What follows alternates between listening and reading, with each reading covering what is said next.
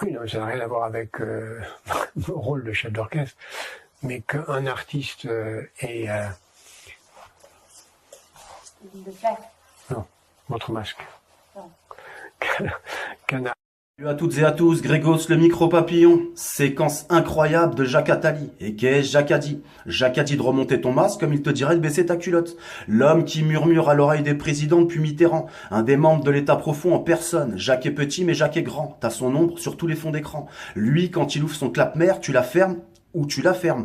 Il fait partie de ces agents français qui distillent le projet mondialiste, un véritable kyste impérialiste. Il est monté en kit, mais personne veut s'y attaquer, même pas ton garagiste. Très discret, mais pour ceux qui connaissent le sujet, c'est plus un secret. Voilà le maître de la prophétie. Si Jacques a dit si, tu fais ça et fis ça, c'est pas difficile. Économiste, chef d'entreprise, écrivain, haut fonctionnaire, c'est aussi un grand niqueur de mer, mais c'est surtout et essentiellement un véritable mercenaire. Tu le vois comme ça, t'as envie de lui porter secours, mais vaut mieux crier au secours. Lui, tu vois, pour moi, il est plus dangereux qu'un Zemmour. Deux faces opposées d'une même pièce, pour lui on n'est que des petits fours.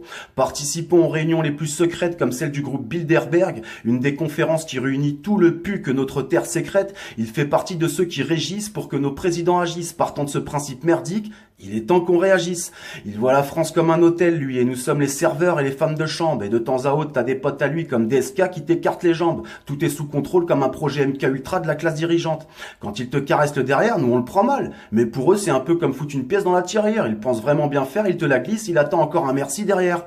Franc-maçon du Grand Orient de France, du nouvel ordre mondial, c'est le maçon. Il soulève pas les briques, il les imbrique. C'est pas un bâtisseur, mais un démolisseur. Un de ceux qui donnent les instructions, hein. Tu le verras pas en sueur.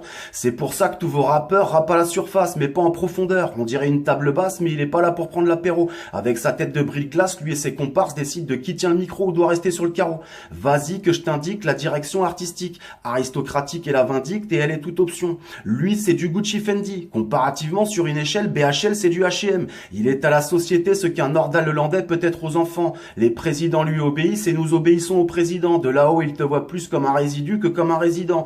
Et il faut brûler l'excédent. Il propose même d'euthanasier les plus de 65 ans. Crois-le ou pas, c'est pas Grégos le méchant. Et dire qu'on a laissé crever nos braves vies en EHPAD pour ce genre d'épave. Je vous laisse partager parce que c'est pas chez Ruki ou sur France Inter que vous entendrez ce genre de chronique. Là, si je voulais faire carrière, va falloir que je passe au lavomatique.